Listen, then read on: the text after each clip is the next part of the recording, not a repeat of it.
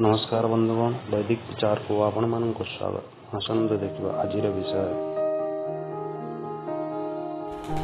आज जो मंत्र आम पढ़ुचे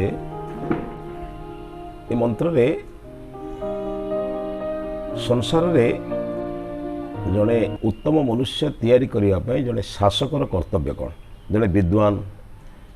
शासन क्षेत्र में जो माने काम करते विभिन्न दृष्टि शासन करते राजा दंड द्वारा प्रजा मान को शासन करे विद्वान पुरोहित आचार्य गुरु ज्ञान द्वारा लोक को शासन करते वैश्य वस्तु द्वारा लोक को शासन करे ये शासन शब्द अर्थ आयत्त रखे शेष में किसी न जानी लोक शूद्र लोकटे साधारण लोकटे सेवा द्वारा लोक को रक्षा करे अनेक लोक असुरक्षित बर्तमान कौ दृष्टि से कहूँ जो विद्वान बा जो कर राजा अग्नि जेपरी शुष्क पत्र को ध्वंस करे अग्नि शुष्क पत्र को ध्वंस कर सारा पर सबुज पत्र को मध्य ध्वंस कर दिए देखि तले जदि सुखिला पत्र किसी थी से निआ लगिले गछ उपर थिबा कंचा पत्र को भी नष्ट कर दिए से कहूँ जो मान पाखरे विद्या ज्ञान बा परोपकार सेवा आदि गुण शुष्क ही जो ना से जलाइबा आवश्यक माने से जलाइबा शब्द अर्थ कौन से भितर से दंड दवा आवश्यक जो मानकर दान प्रवृत्ति ना जो मानकर परोपकार प्रवृत्ति ना जो मानकर सेवा प्रवृत्ति ना आज समाज कहीं नष्ट हो दंड ना समाज में दंड बर्तमान ना लोक भूल कला परे मध्य प्रशंसित होची भूल कला परे मध्य पुलिस बा प्रशासन वर्तमान अर्थ नहीं से छाड़ी दौची या द्वारा कौन हो भूल करुवा लोक भय करूनी भल लोक गुड़िक भय अच्छा भल लोकटे बर्तमान बंचा कष्टकर हो खराब लोक बदमाश लोक बंचार किसी असुविधा नहीं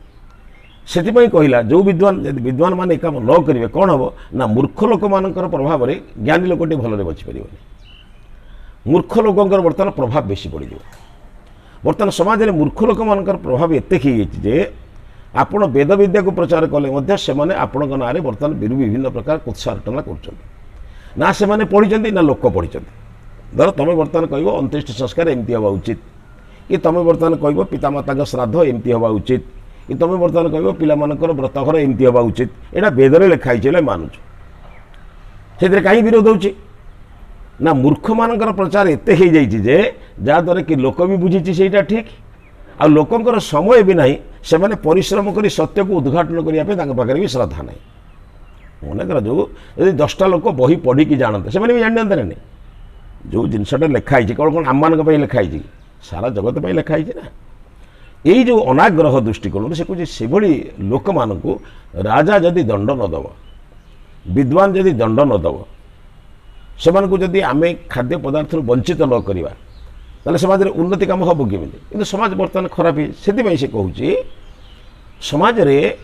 दंड मध्य गोटे आवश्यक सामदान प्रथम प्रक्रिया सामदान प्रक्रिया रे बर्तमान समाज जो अवस्था अच्छी सामदान प्रक्रिया रे काम हो पार ना तुम शांति रे बुझेले जो माने वर्तमान बुझुंट से किसी काम कर अवस्था ना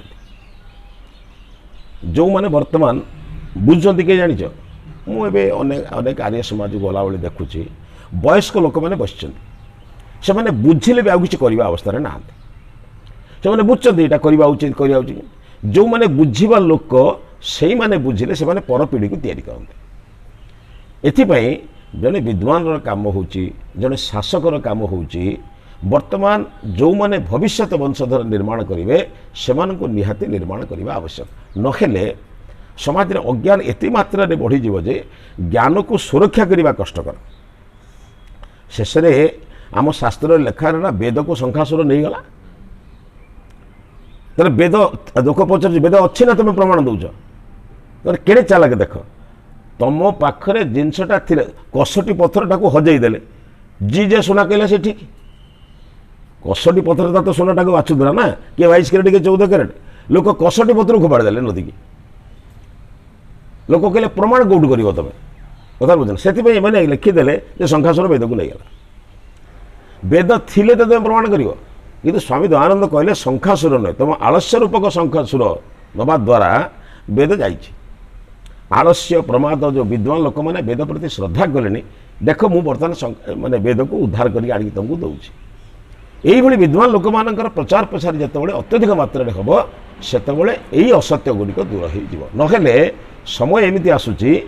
ସେମାନେ କହିବେ ଶାସ୍ତ୍ର ଲୋପ ହୋଇଗଲା, ମନୁଶ୍ରୁତି ନାହିଁ, ପରାଶର ଶ୍ରୁତି ମିଳୁନାହିଁ, ତେଣୁ ଆମେ ଯାହା କହୁଛୁ ତୁମେ ମାନ। ତୁମେ ସେଟା ପ୍ରମାଣ ଦେଖେଇଲେ କିଏ ମାନିବ? ସେ ପ୍ରମାଣ ନାହିଁ। ମନେ କରାଯାଉ ଭାରତର ସମ୍ବିଧାନ ଯଦି ପଳେଇବ, ଲୋକେ ପ୍ରମାଣ କାହାକୁ ମାନିବ? ସମ୍ବିଧାନଟା ଅଛି ବୋଲି ନ୍ୟାୟ ମାନୁଛେ ନା। ତେଣୁ ସେଥିପାଇଁ ବୈଦିକ ବିଚାରକୁ ପ୍ରଚାର କରୁଥିବା ଲୋକମାନଙ୍କ ପାଖରେ ଅନେକ ଦାୟିତ୍ୱ। ବେଦକୁ ସୁରକ୍ଷା କରିବା, ବେଦ ରଖିବା, ବେଦ ବୁଝିବା, ଲୋକଙ୍କୁ ବେଦ ବୁଝାଇବା, ଅନେକ ଦାୟିତ୍ୱ। କାହିଁକି ନା ଜଣେ ଲୋକ ସତ୍ୟକୁ ବୁଝିବା ପାଇଁ ପ୍ରମାଣ ଖୋଜିବ ନା। ଆଜିକାଲି ଯୁଗରେ ପ୍ରମାଣ ବି ନାହିଁ, ତ କିଛି ମାନିବନି। ପ୍ରମାଣ ପାଇଁ ତୁମକୁ ପ୍ରମାଣ ଯୋଗାଇବାକୁ ପଡ଼ିବ, ତାହେଲେ ସତ୍ୟକୁ ପ୍ରଚାର କରିବା। ଚେଷ୍ଟା କରିବା